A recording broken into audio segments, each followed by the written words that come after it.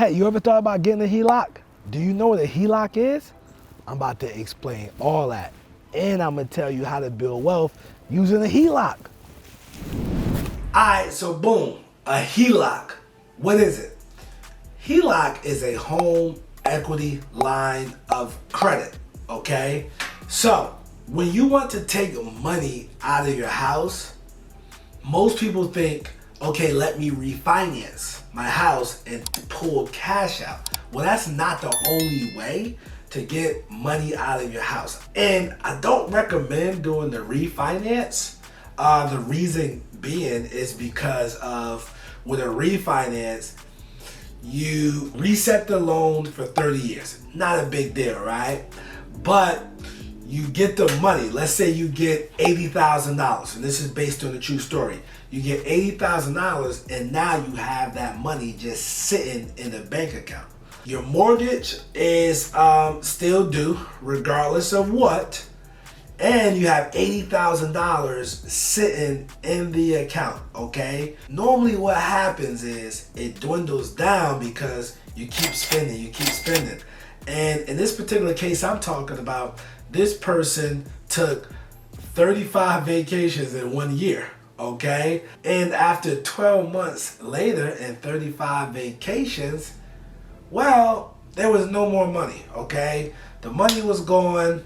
The money was spent due to lavish vacations and also designer clothing to take pictures to put on social media. And this may seem like an isolated incident, but most people, when they get this lump sum of money, they normally don't do right by the money. Yes, you could invest in a business. We know that's what you would do, but that does not mean that business is going to be successful. Your other option is to do a HELOC, home equity line of credit.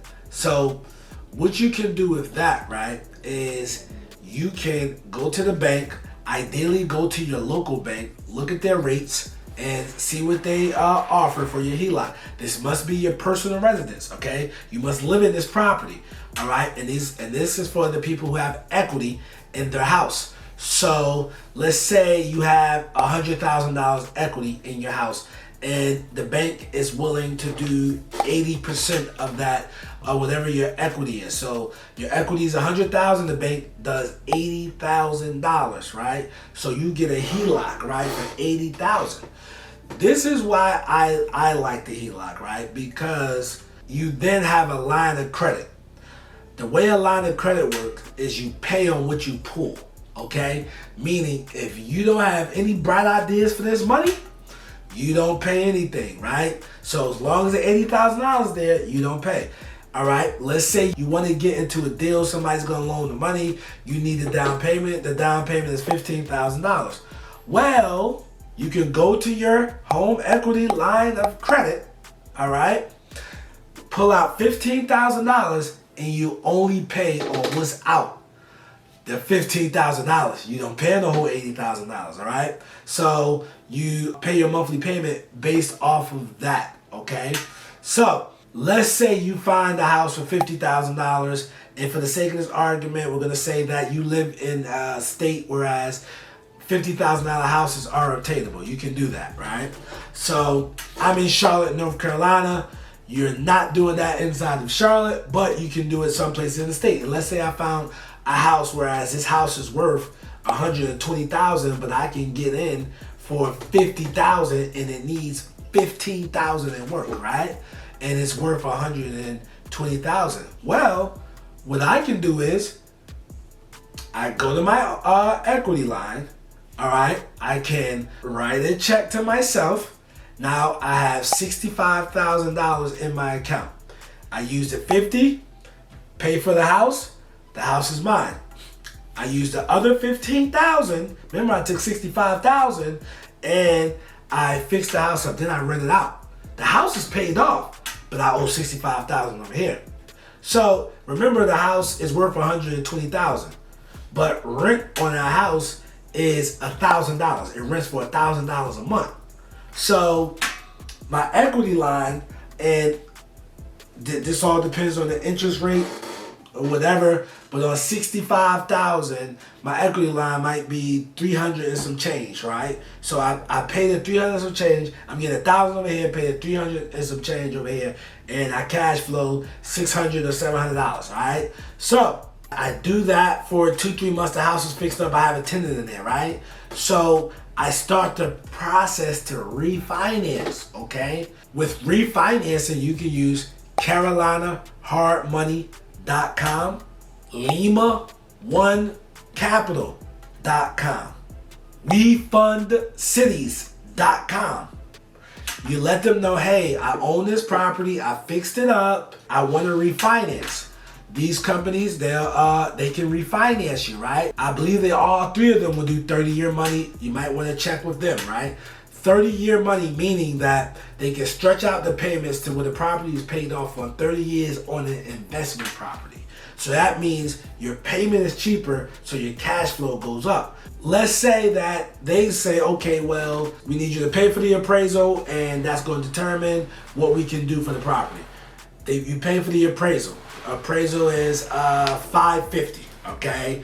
That's what I've been paying for home appraisals lately with these companies. $550, right? And for $550, they send the appraisal back. They say it's worth the $120 that you knew it was worth going in. So your property's worth $120,000 now.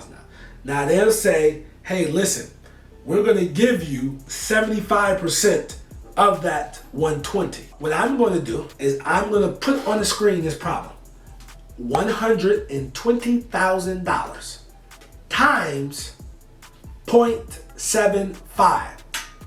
That's going to put us at $90,000.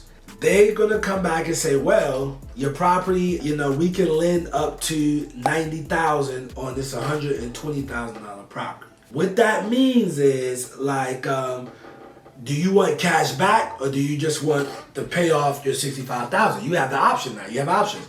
You can say, well, give me the $490, okay? So they'll give you the $490, and what's going to happen is the $65, you got that back. You pay off your equity line. Your equity line's paid off. You don't owe the bank anymore, right? So it goes back to zero. Your equity line's paid off now.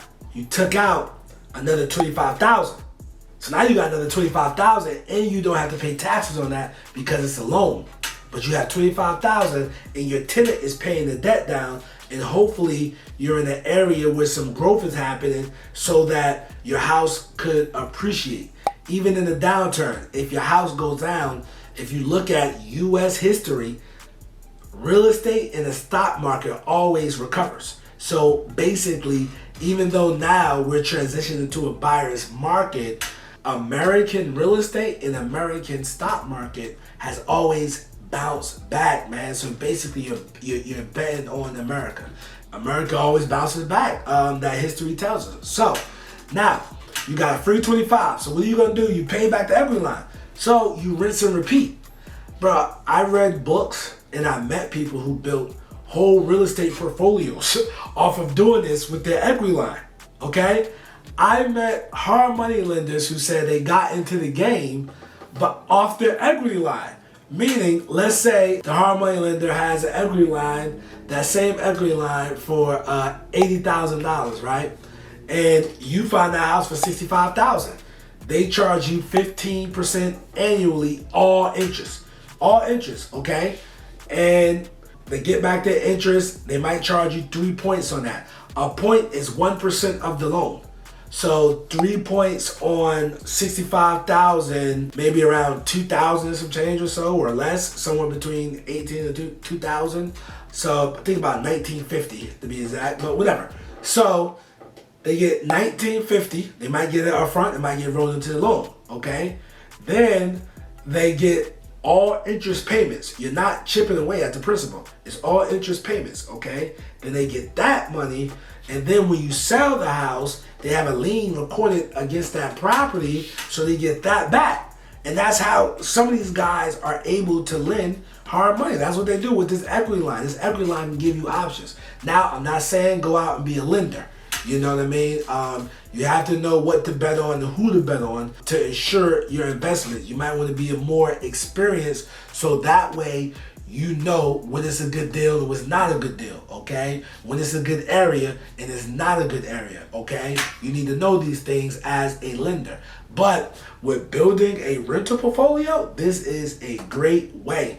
You know, you implement the BRRRR strategy: buy, renovate, rent, repeat, okay?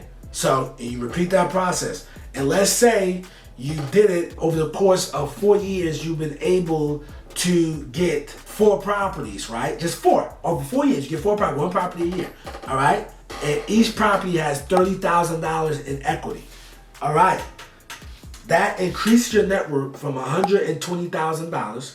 So over just 4 years, your net worth increased $120,000, and you get the cash flow from the property, and the tenant is paying your debt, okay? I read a book, a popular podcast host, he said he did this, and I want to say in like 3 or 4 years, he accumulated like 12 properties during the downturn, and the 12 properties allow him to leave his job, okay? So that allowed him to leave his job and do real estate full time, and then he just, you know, exploded from there. But this is a great foundation by using the HELOC. Now, I told you all the good news about a HELOC, and I recommend you going to a local bank, or if you bank at a major bank, you can do that as well.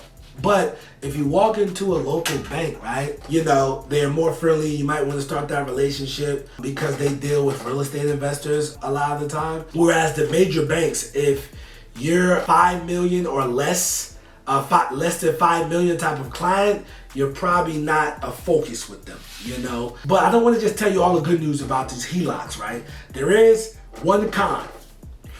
That con is, at any given time, if that money is not being used, the bank can cut your HELOC in half. Yes.